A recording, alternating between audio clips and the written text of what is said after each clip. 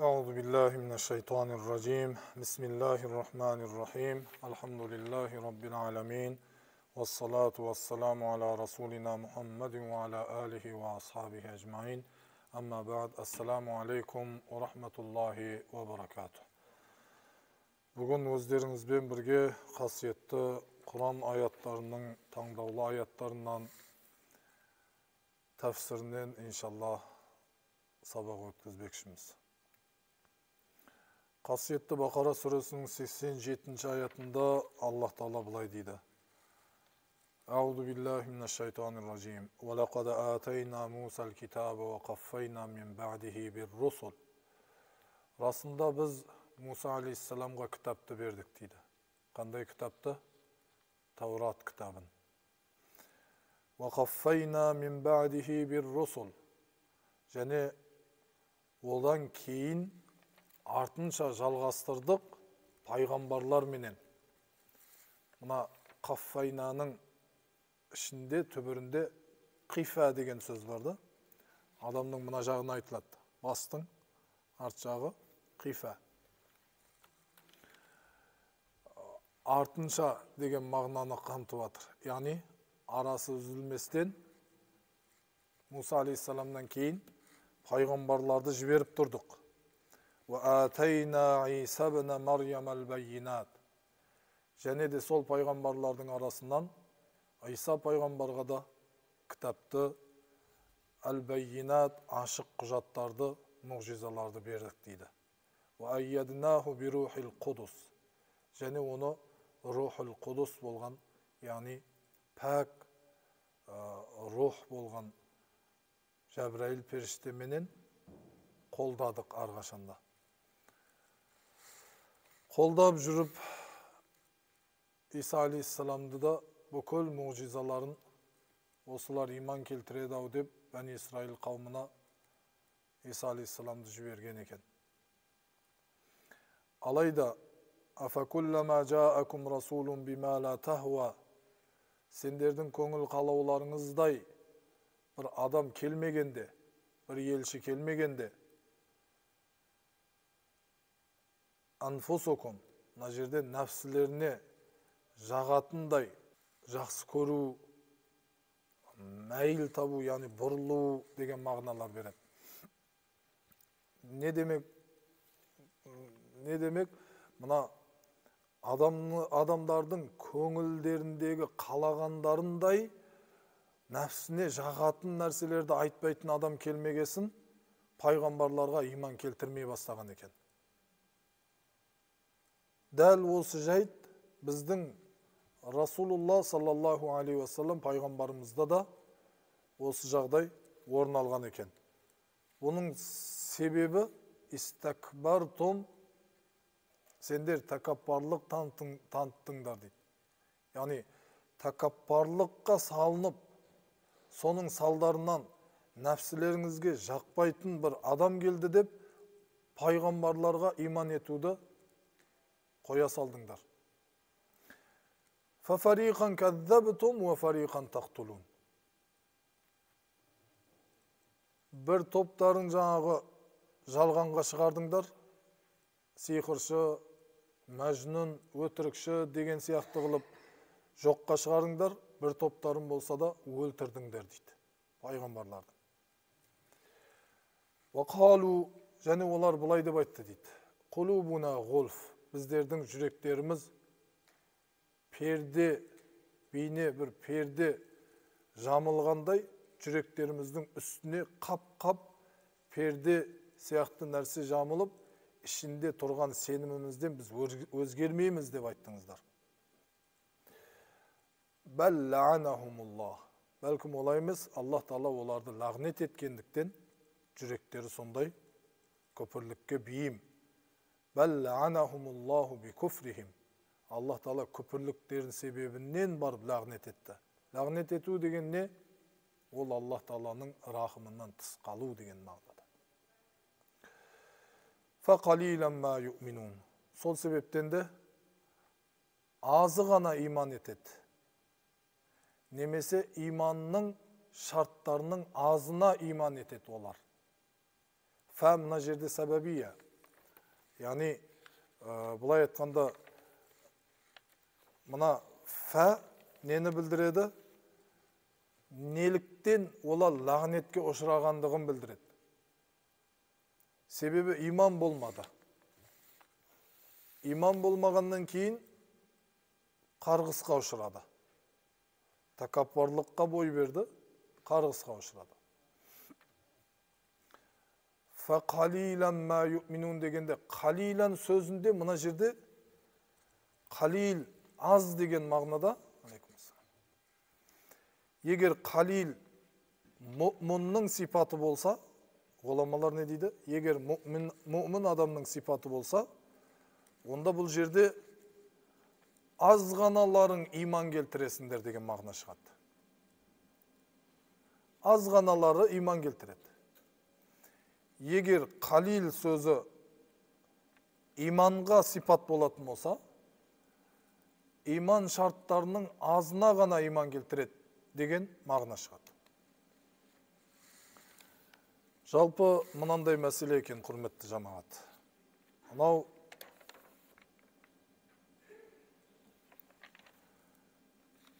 өзі жүрек деген нәрсе шіркін. Абу Саидин ал-Худри радияллаху анху бір марфу хадисте риуаят еткендей, адамның жүрегі иманды қабылдауда немесе қабылдамауда төртке бөлінеді екен дейді. Адамдардың жүректері төртке бөліп қарастыруға болады екен. Бір жүректер бар екен, саф, таза, айна сияқты. Мына айнаға нені көрсетсең, сол шығып тұрады. Жарықты нұрды салсаң, өзіңе нұр қайтып тұрады. Бір адамдар бар, жүрегі таза, адал. Жүректеріне иман құйған кезде, сол иманды бейне айнанынан нұрды қайтарғандай, бүкіл ағза мүшесімен, денесімен міне өзгелерге көрсетіп қайтарып тұрады. Жүрегіне иман құйылды, соның әсерімен бүкіл ағза мүше имани жұмыстармен айналысып кетеді. Екінші жүрек бар екен, оның сыртынан перде қапталған жүрек. Мысалы, біз мына жерде бір перде тұрса, біз ол перденің артындағы нәрсені көріп тұра аламыз ба? Көре алмаймыз. Себебі перде тұр. Дәл сол сияқты мына перденің артында ол иман бар ма, күпірлік бар ма? Білмейміз. Өзінің сенімінде, бұлай айтқанда мына перде қараңқы қылғандай, мына бөлменің ішін егер пердеменен жабатын болсақ, бәр жерде қараңқы қылғандай, ана тесік жоқ, жарық келмегеннен кейін, мынаның іші қараңқы болып тұратын бір жүректер бар екен. Яғни сырты перделенген. Ішіне жарық кірмей жатыр. Ол екінші жүрек. Үшінші жүрек, бейне бір ыдыс төңкерілген сияқты төңкерілген жүректер болады екен. Бүйтіп төңкеріліп тұратын жүректер болады екен. Төртінші жүрек, мынау бір жағы ақ, бір жағы қара жүректер болады екен. Сахабалар Алла елшісі саллаллаху алейхи уассаламның осы жүректерді сипаттап берген сөздерін ойланып отырып, мына тұжырымға келген екен. Бірінші саф жүрек дегеніміз, таза жүрек дегеніміз, ол мұ'мин адамның жүрегі дейді. Жүрегі барлық иманға кедергі қылатын нәрселерден ада, таза. Мысалы, айнаның беті тап-таза болса, не қылады? Тап-таза көрсетеді. Егер сәл бір шаң болса, немесе кірленген болса, таза көрсетпейді. Көрдіңіз бе? Дәл сол сияқты мына кейбір жүректер саф та, өте таза, адал. Қалай мынаған не нәрсе түсет, соны көрсетіп тұрады. Ол мүмін адамның жүрегі дейді. Жүрегі сондай жарықты қалап тұра алатын жүрек та ол. Екінші, пердемен қоршалған жүрек, ол кәпір адамның жүрегі дейді. Кәпірлер өздерінің білетіндерін нық ұстаным қылып алады екен. Осы ғана дұрыс, осыған ғана көзім жетті деп ойлап жүре береді екен. Имам Абу Ханифа рахимахулла бір күні баласына айтқан екен: балам, өмір таласпа, тартыспа деген екен. Жүрегіңді қарайтады деген. Баласы таң қалған екен: әкешім, өмір бойы өзің таластың ғой, тартыстың ғой деп. Бүкіл фиқ мәселелерін қарасаңыз, тіпті кейде 3 мазхаб имамдары басқа айтып атса, Абу Ханифа мазхабы рахимахулла басқа бір нәрсені айтып тұрады. Енді мені неге қайтарып жатсыз деп айтады дейді. Сонда имам Абу Ханифа рахимахулланың әдемі жауабы: мен ақиқатты іздеу мақсатында таласқанмын. Қашанда ақиқат ашылған кезде тоқтағанбыз. Ал сен талассаң, онда өзіңді ақиқат етіп көрсету үшін таласасың. Өзіңнің білгеніңді ақиқат қана, сол ғана деп, соны мойындатуға тырысасың. Міне сол жерден басталады жүректің қараюы деп айтты дейді. Мына қарасаңыз, қазіргі таңда мына батыс жақтың да өте қатты несі бар? Шабуылдары бар. Неге пайғамбар кішкентай қызды алған?